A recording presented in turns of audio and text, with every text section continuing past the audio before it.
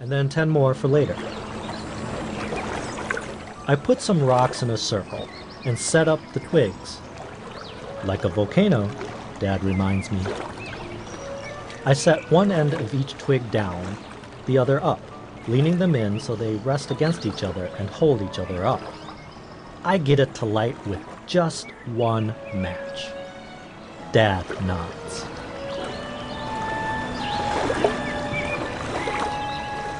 You want to put a minnow on the hook? Dad asks. I want to help, but I shake my head. No, I don't want to hurt that little fish, even if I know it's about to be eaten by a bigger one. My dad smiles. He isn't upset with me.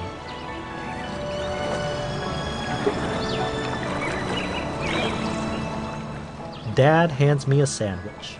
Cold bologna between 2 pieces of bread. Careful of the spicy stuff, he says. There's half a peppercorn, like a moon split in 2, studded into the meat.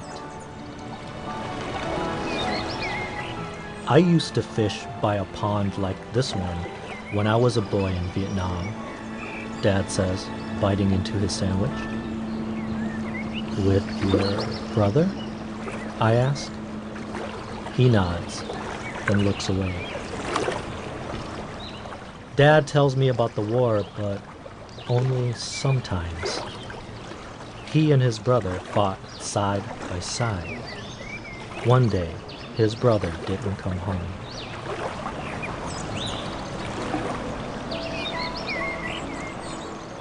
The bobber dips in the duck, and Dad pulls. Got one, he says, almost shouting. A crappie, and soon another. Can I help? I ask.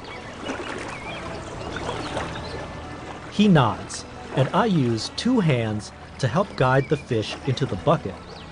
The fish feels slimy and rough at the same time. Dad laughs at the funny face I make.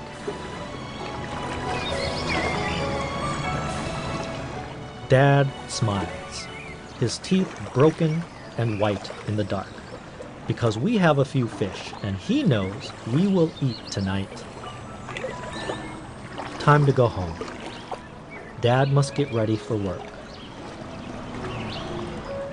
He washes his hands with a small nub of green and white soap. Then I do the same. I look at the trees as we walk back to the car. I wonder what the trees look like at that other pond, in the country my dad comes from.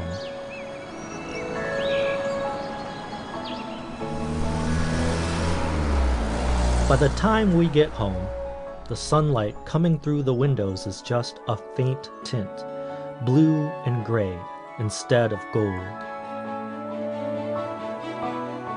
At home, Mom looks tired, but she smiles at the fish in the big white bucket.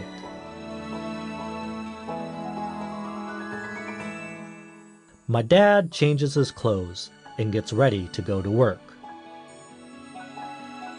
He pats me on the back and says to Mom, "Our boy did a good job with the fire today." "You learned so quickly," Mom says. Then she asks me to help with the fish before she has to go to work, too. I'm sad that she and Dad must leave, but not too sad. I know that later on, they will both come home. "Look after your baby brother," Mom reminds my brothers and sisters. She means me. Then she gets on her bike and goes to work. I am not a baby, I think to myself. I helped catch dinner. Tonight, when we are all home, Dad will put rice in the cooker, and Mom will fry the fish on both sides until they are crispy. I will bring out the jar of fish sauce that has flecks of chili pepper and carrots floating on top. At the table, my brothers and sisters will tell funny stories. Mom will ask about their homework.